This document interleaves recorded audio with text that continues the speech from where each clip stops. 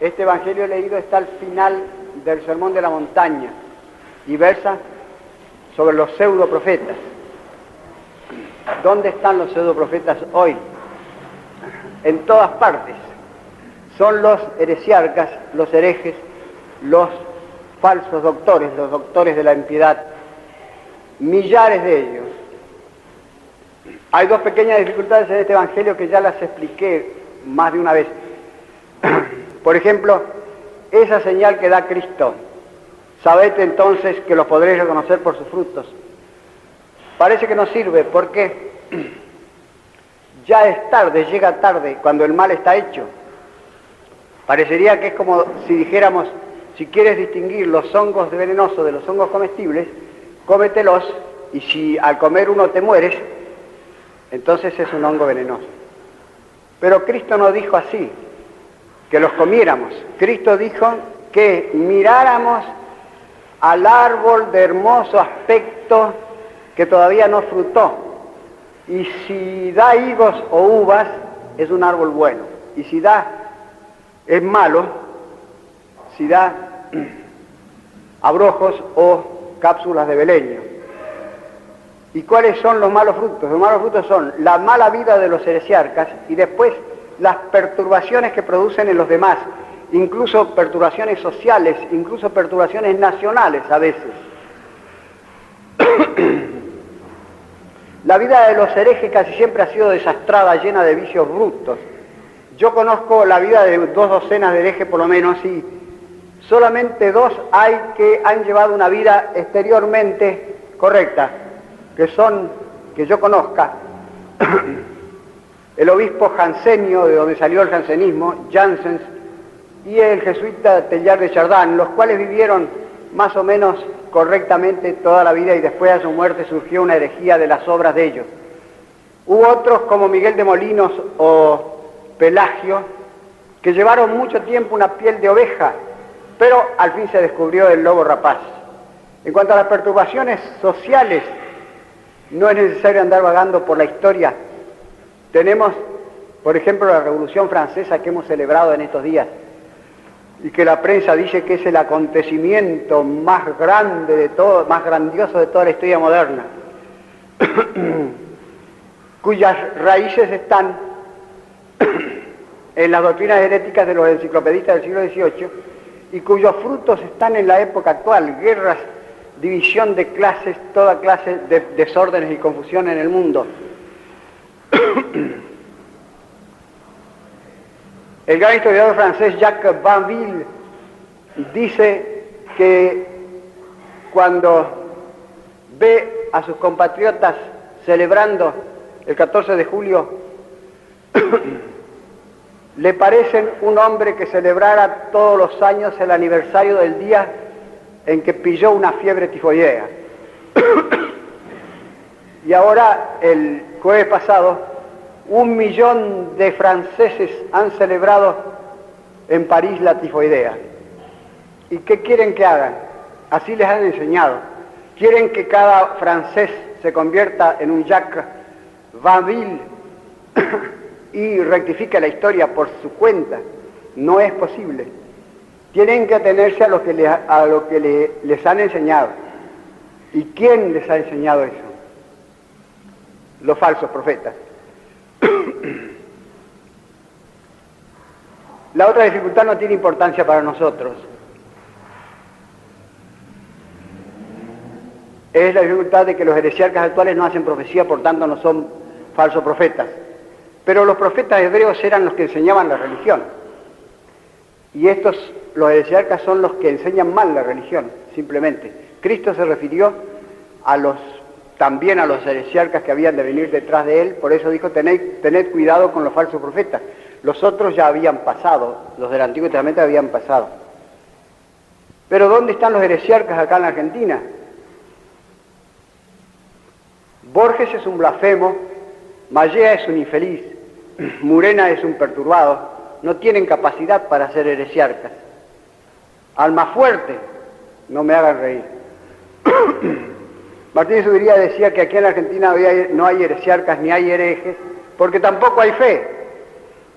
habría que corregir esta proposición diciendo que no hay herejías como las antiguas, como el luteranismo, como el pelagianismo, pero hay una herejía oculta que es como un resumen de todas las herejías y es peor que todas, que es el naturalismo religioso, o el modernismo, o el progresismo, o como quieran llamarle. El modernismo consiste simplemente en suprimir lo sobrenatural y endiosar a lo natural.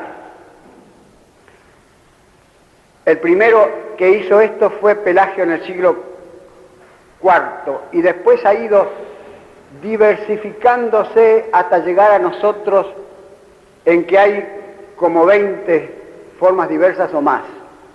Parece la hidra de Lerna, que tenía 7 cabezas, pero esta tiene como 70 cabezas. Y muchas de esas cabezas son opuestas entre sí, se pelean y se patean. Yo había hecho una lista a 2 columnas de las herejías contrarias, las herejías naturalistas contrarias que hay hoy día. El optimismo sucio de Rousseau y el pesimismo sucio de Freud, el ateísmo furioso de Bertrand Russell y la piedad dulzona de Tyrrell o de Loisy, etcétera, etcétera, pero no hay tiempo para hacerse el erudito. Basta que nos fijemos en el comunismo y el liberalismo, que tienen los dos un fondo naturalista y se pelean furiosamente entre ellos. Vean la carta que escribieron a Onganía los de la Liga de Acción Liberal, babean contra el comunismo. Sin embargo, el fondo de los dos es el mismo. Los liberales dicen que el hombre es un animal rationalisticus y los comunistas dicen que el hombre es un animal economicus, pero los dos son un hombre prescindente de Dios, independizado de Dios, en unión y libertad. En unión en el Vietnam y en libertad en Rusia.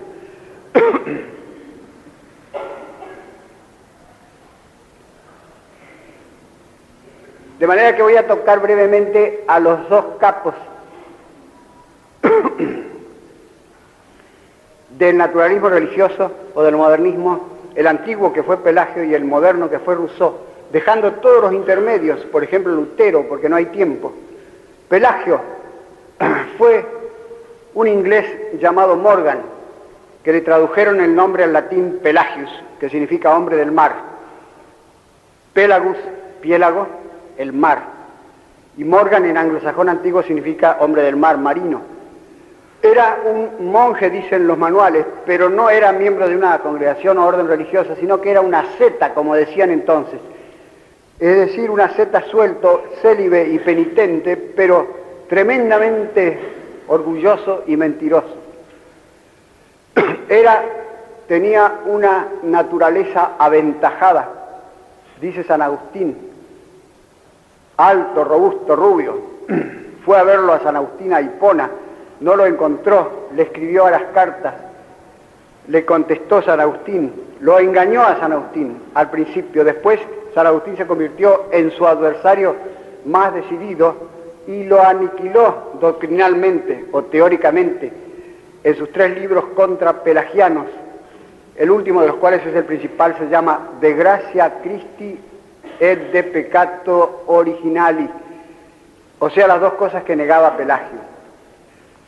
Pelagio negó la gracia de Cristo y el pecado original. Se le levantaron las iglesias donde predicaba. Y entonces él admitió la gracia de Cristo y el pecado original de labios afuera, porque la gracia de Cristo era la naturaleza humana que Cristo nos da gratuitamente, o Dios Padre nos da gratuitamente. Y el pecado de Adán no era heredable. Todo niño que nace en las mismas condiciones en que nació Adán, en que vivió Adán, decía Pelagio, y así anduvo soslayando, tergiversando, gambeteando, simulando toda su vida, dando muchísimo que hacer a 6 papas y a 20 concilios provinciales. Su doctrina se extendió enormemente, se fue utilizando cada vez más, sobre todo en Francia, con los llamados semi-pelagianos. Si a Pelagio le hubiesen presentado un modernista actual, por ejemplo Rousseau, se hubiese ido de espaldas. Yo no niego eso, hubiese dicho. Y sin embargo, en Pelagio está Rousseau en germen, porque si usted niega el pecado original, la gracia es vana, los sacramentos son vanos, la redención de Cristo es vana, superflua, la iglesia es vana, la naturaleza humana es buena y no hay más que seguir los dictados del corazón para acertar siempre, dirá 14 siglos más tarde Rousseau. Rousseau es el padre del modernismo actual, porque a esta doctrina teológica, teórica de Pelagio, él le agregó la práctica, o sea, corrompió el cristianismo. Rousseau fue un hombre blanducho, corrompido, semidemente, de hecho, murió demente y se suicidó, según parece. Menéndez Pelayo, en sus Heterodoxos Españoles, tomo cuarto, dice que Rousseau fue menos canalla que Voltaire, pero hizo más daño. A mí me repugna más Rousseau, porque Voltaire parece un demonio, pero los demonios son limpios, y Rousseau parece un marrano mugriento.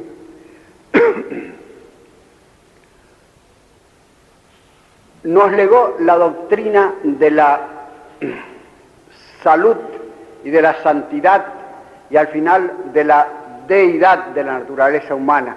Así evolucionó la doctrina de Rousseau, porque está contenido en germen, en la negación del pecado original, todo eso.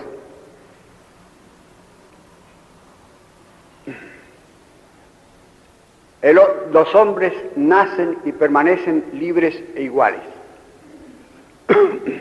La naturaleza humana es buena y la sociedad la corrompe. ¿De dónde sacó eso Rousseau? Lo sacó de su naturaleza, la cual era buena. Él era bueno, inmensamente bueno. Su corazón era un abismo de bueneza y de bondad. Cualquier cosa que él hiciera, aunque sea abandonar en la calle uno tras otro los 5 hijos que tuvo, era bueno, porque su corazón era inquebrantablemente bueno. No solamente era bueno, sino que era santo, decía Teresa, la sirvienta de la cual tuvo los 5 hijos.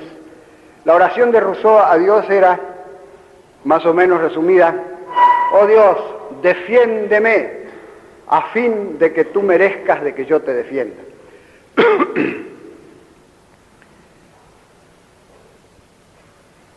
Esta doctrina de que cualquier cosa que uno haga, si ama a Dios, no es pecado, es buena, pertenece a una herejía casi contemporánea de Rousseau, que es el quietismo de Miguel de Molinos, un sacerdote español que vivió en Roma, hacía profesión de padre espiritual, de director espiritual, tenía muchísimos penitentes y sobre todo penitentas.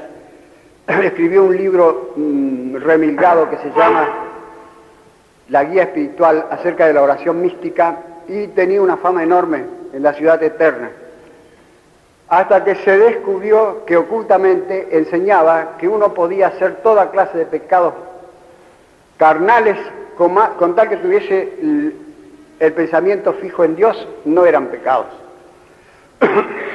Y él daba el ejemplo de eso en forma muy copiosa, oculta. Finalmente la Inquisición lo descubrió, lo metió en la cárcel y murió en la cárcel. Era un delincuente común. Este quietismo se lo enseñó a Rousseau Madama de Warens, otra de sus concubinas, pero lo tenía él en cierto modo en su naturaleza. Es una naturaleza buena pero demente, es una naturaleza esquizoide, que tenía ese desdoblamiento de la personalidad propia de los esquizoides. Por un lado, él se contemplaba buenísimo, por otro lado hacía toda clase de barbaridades, de horrores, sobre todo de vilezas de todas clases, y no era nada, eso seguía siendo bueno, seguía siendo santo.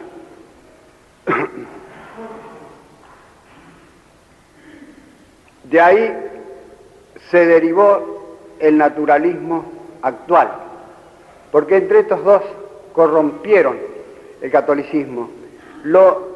Rousseau fue católico 26 años, después se pasó al calvinismo. Madame de Warens era católica, era buena, tenía estampitas de María Santísima, aunque ella fuera enteramente lo contrario de María Santísima. Corrompieron el catolicismo haciéndolo un sentimentalismo vacío, una sensiblería, una complacencia fangosa en sí mismos. Y así, una vez que el cristianismo está hecho eso, está vaciado de lo sobrenatural y convertido en una cantidad de mitos hermosos o feos según el gusto de cada uno, ya poco importa que se conserven los dogmas de labios afuera, los dogmas hermosos para Unamuno, los dogmas feos o los mitos feos para Carducci, es lo mismo. Poco a poco ese vacío de lo sobrenatural se va llenando de otra cosa, se va llenando en el fondo de la adoración del hombre, primero de la adoración de las obras del hombre, después de la adoración del hombre mismo, y se convierte en la herejía del anticristo.